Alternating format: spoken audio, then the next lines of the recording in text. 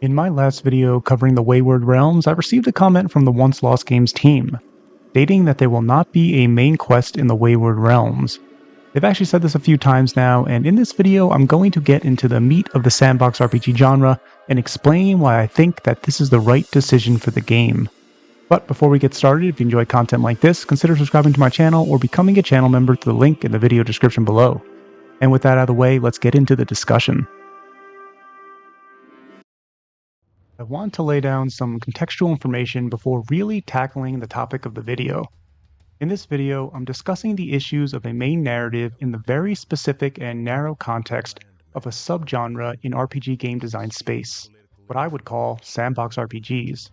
So this video is not trying to argue that main narratives are always bad in RPGs, or that games that are very narrative heavy like Baldur's Gate 3 or Dragon Age Origins are wrong for designing their games in that way. Instead, I'm focusing on what the trade-offs are for the players when developers rely heavily on a main narrative in a role-playing game, and why I think it's the wrong approach for the specific kind of game that the Wayward Realms is trying to create, and why it was a big part of what made Daggerfall so great. In this video today, we are exploring the goals that the Wayward Realms team have already communicated to us, and I believe that goal is better realized without a main narrative.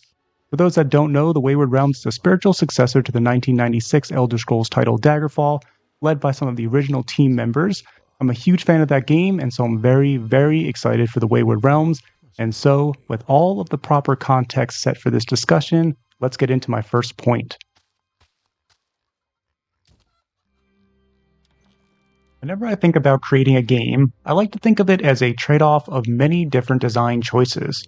Developers have to decide what they value more in the context of the specific goals that they're trying to create with a specific game. In any game, we can see how trade-offs affect different design choices. For example, a curated main narrative can have awesome benefits in an RPG. It can provide great character payoffs in the story that can be really emotional or memorable. We see this often in many CRPGs like Baldur's Gate 3 or the Pathfinder games. In these games, the main narratives unfold in a way where our role-playing is focused as much on our relationship with party members and their development as it does with our character's development and the decisions we make during key story moments. Rather than emergent story building based on interacting dynamic systems, these games provide freedom through player choice to alter the story or main narrative, but not to create their own story. There's a natural trade-off that occurs when your game is designed around the main story in that way. We get a situation where the more curated and focused a main narrative is, the less freedom the player is given to create their own emergent story. And if you think about it, it makes a lot of sense. The more freedom the game gives a player to alter or ignore parts of the main narrative, the more weakened that narrative becomes. If I have the freedom to miss emotional story beats or alter them in ways the game creators hadn't anticipated, then of course later scenes in the story that are reliant on those moments to highlight character growth or develop the themes of the story will be weakened by that freedom. And the opposite is true. But the more distance from the main narrative that the player is freely given access to, the more that other systems can play a larger role in creating emergent storytelling and react to the role-playing decisions of the player, because those decisions no longer need to be contained within a set narrative. To better explain this idea, I want to give an example of emergent storytelling in Daggerfall, and how it differs from the more common practice in modern RPG designs, where there's a heavy reliance on a main narrative being the driving force for developing the player character's motivations, background, and goals in a playthrough. Daggerfall is designed in a way where dynamic interacting systems that aren't tied to a main narrative can develop an emergent, regional storyline that is often unpredictable to the player and more relevant to a player's individual role-playing goals. I want to highlight how this is comparable to the idea of a main narrative, only that it's formed through the interaction of systems rather than curated by writers. Your engagement with the world while these systems interact build a story, in the same way that going from main quest to main quest in more conventional RPG game design builds a story. The example I have here is a little bit long, but I think it's necessary to explain all the different systems at play that create an emergent storytelling moment. I had a character who received a mission by the head of the local thieves guild to smuggle some illegal substances across a few towns. I was a new member of the Thieves Guild and was recently contacted by letter to join them after a member of the guild was tracking my history of successfully breaking into stores at night and stealing merchandise to resell. I was traveling to the destination when, after a day of traveling, I was getting too fatigued and needed to rest at an inn in the town before the one I needed to ultimately reach to complete my quest. While sleeping at the inn, I woke in the middle of the night to an assassin from some other competing underground group that knew of my attempt to smuggle the drugs and gave me an opportunity to hand it over and be free to go or resist and have it taken from me by force. Refusing to comply with the assassin's order, he immediately attacked me and I tried to fight back at first, but him being stronger than me as a simple thief, I had to run. I took a hit or two before running out of town and escaping into Daggerfall's massive wilderness. However, his blade was poisoned, and the poison moved through my system, lowering my stats and threatening to kill me if I tried to rest. But without rest, I was running out of stamina. I couldn't fight without resting because each swing of my dagger threatened to deplete my remaining stamina, which would cause me to pass out from exhaustion, and that's an instant death outside of town. But of course, being poisoned and having no way to cure it meant I could die in my sleep from the poison if I tried to recover my stamina by resting. In this moment, I was so unsure of what the best thing to do was. Looking like checkmate, and I was stuck walking in real time to the next town over, which the world map indicated would take about 1 hour and 20 minutes to reach. Any enemy I encountered was not only at risk because my stats were lowered, but the bigger risk lied in passing out from exhaustion while swinging my weapon. My only choice was to try and risk some micro sleeps to gain back enough stamina to travel to my destination, but with each attempt, I was gambling with the poison moving through my system and killing me in my short sleeps. However, in a stroke of crazy luck, during my 3 hours of rest, a merchant with guards crossed my path in the wilderness. The merchant unfortunately did not have a cure poison potion for sale, but now I was able to safely rest a little bit more as the guards helped me to fight off nearby enemies. And after 2 gambling rests, I had enough stamina to get back on my horse, safely arrive at the next location, immediately cure that poison, and have the single best rest at an inn in my entire Daggerfall playtime. The relief of finally getting those drugs out of my possession and resting safely at the inn was massive, especially because I play permadeath playthroughs. It was the most dramatic and exciting story moment I've had in an RPG in a very, very long time, and it was all emergent gameplay. And I want to break down exactly just how many systems were at play here to make this story moment for my character possible. You can see every step in this example being a product of the game's interacting systems. The quest to travel to a specific town is the foundation of this story moment, and both the exact location and the quest itself that I've received is randomized. Second point, running out of stamina, so I needed to rest at another town's inn was not a planned moment for the quest. It's a product of my low endurance build as I was role-playing a thief class fantasy and built the character to reflect that. High agility, but low endurance. 3. If I hadn't needed to rest, then the opportunity to be intercepted by an assassin couldn't have happened. 4. The game creating the chance of a different underground organization to discover that I was their competition and trying to stop me. 5. Getting poisoned during the fight and needing to flee the town into the wilderness. 6. If I had better resources and had a cure poison potion on me, or had simply gotten lucky enough to not contract the poison from the assassin's blade, then everything following that moment would not have happened. 7. Resting while poisoned or diseased can instantly kill your character, so I had trouble recovering my lost stamina. 8. Attacking costs stamina, and losing all of your stamina outside of a safe place, like a town, results in passing out, and is an instant death. 9. During my travels, luckily running across a friendly traveling merchant that had armed guards. This entire high-drama situation that took place while trying to get to my destination was not a handcrafted narrative quest where each component was designed to happen to every player. The quest the game gave me was take this item to this town, and almost everything else was a product of Daggerfall's interacting systems and how they play off of each other to create emergent storytelling. If you look at the components of what happened to me during what we might normally see in most RPGs as a random side quest, it actually is very similar to what a specific curated Bing narrative quest might want to offer. And yet, it was a product of interacting systems rather than a specific storyboard written by a development team. And in subsequent playthroughs, I will never have this exact storytelling moment again. I couldn't even recreate it on the same character if I wanted to. It was a defining story moment for that character, and it was completely unpredictable. When I started that quest, I never imagined it was going to play out that way. And if you look online, you can find other people talking about similar experiences in Daggerfall Unity that they've had. And this is a major reason why I love sandbox RPGs so much.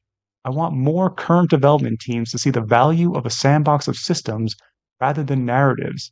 Build a foundation of systems in a world that are fun and rewarding to interact with and roleplay within, that are often unpredictable and relevant to the build choices, class fantasy, and preparations and circumstances your character have made and find themselves in during their playthroughs. I know this was a super long example, but I hope it shines a light on why the Wayward Realms team is not including a main quest. Let's move on to my next point, character origins. For all of Daggerfall's great sandbox RPG design choices, as really a pioneer of the genre, one aspect of Daggerfall that I've always felt diminished the player's potential for role-playing is the way the game starts in relation to the main quest. In Daggerfall, any character you make is a close friend of the Emperor, and the beginning is always the same. The main quest has you embark to Daggerfall at the Emperor's request, put King Lysandus' spirit to rest, and to deal with a sensitive letter. The game establishes for us our character's goals and purpose for being here. Through this decision to immediately tie us to the main quest, the player loses their agency to build their own backstory or origin for their character. And it's particularly difficult to roleplay with the main quest lingering over our history when we're trying to explore role-playing class fantasies that would be too extreme to have a believable relationship with the Emperor. Class fantasies like a Daedra cult worshipper, or, for example, something even simpler like a native High Rock druid. Everyone has a different level of tolerance for what breaks their immersion when role-playing, so of course there are people that can make it work, but I would say that personally I land somewhere in the middle. Some people might argue that this is easy enough to ignore, and to some degree I agree because Daggerfall does a great job at letting you quickly ditch the main quest if you want to. Once you escape from Privateer's hold, you can simply ignore Lady Brissiana's letters, and eventually she'll stop contacting you. I follow that argument and apply it myself for my own playthroughs. But even so, the point is that the game could do better in giving the player the tools to build their own origins, or at least provide some variety to the start of our playthroughs.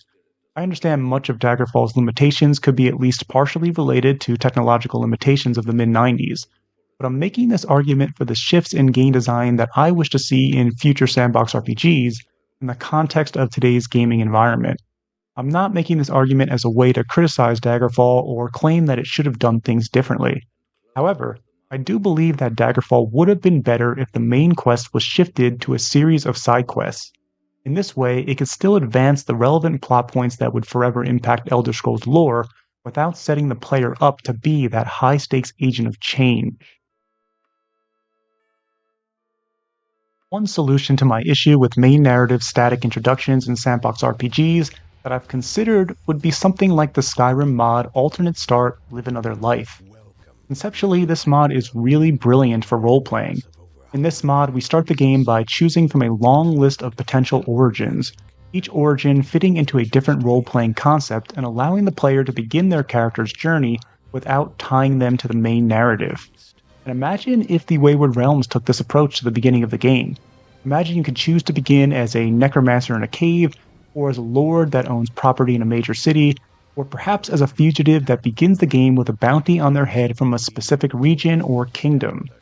There's of course an unlimited amount of ideas here that we could make for any character, which is the beauty of role-playing of course, and so even if Once Lost Games decided to go this route, it wouldn't completely solve the issue, but it would go a long way in helping facilitate an immersive and fun role-playing origin for our characters, and empower the player to have a more flexible beginning from what we were given in Daggerfall. The final decision in that list could be some sort of vanilla beginning that provides a clean slate, a beginning with as little detail provided to our history as possible, which would allow a character to come from a sort of unknown origin to begin their adventure, with our imaginations filling in the blanks. We'd be able to see this option as the default option. Some people might say, well, that wouldn't be balanced because being a lord that owns property in a city is going to be much more advantageous than a fugitive on the run. And that's absolutely true. But sandbox RPGs should not be overly concerned with balancing, in my opinion. The player can decide through their role-playing goals how powerful they want any character for any specific playthrough to be. They don't need to be in competition with one another. One of Daggerfall's greatest strengths was allowing the player to decide for themselves if they want to be role-playing a powerful character or a weaker one. Daggerfall is pretty well known to have some very powerful build options available at character creation. And it's also very possible to build an extremely weak character, a character that doesn't even excel in a single combat skill. And both of these options are really exciting and really rewarding in the context of a sandbox RPG. One does not make the other obsolete, but simply provides a different role playing experience. Giving the player control over the power level of their characters is another important element to providing players with the tools to roleplay in the way they choose. And so I don't think having the option of many different role playing backgrounds would be an issue at all, from a balance perspective, even though they will likely have drastically varying power levels. This is simply one idea for how, in my opinion, the beginning could be improved from the way Daggerfall designed its intro so many years ago. Whether or not Once Lost Games decide to take this route, or another, I'm very happy that we will begin the game untethered to any main narrative, and I'm excited to see how the Wayward Realms intends to navigate our characters' introductions into the world.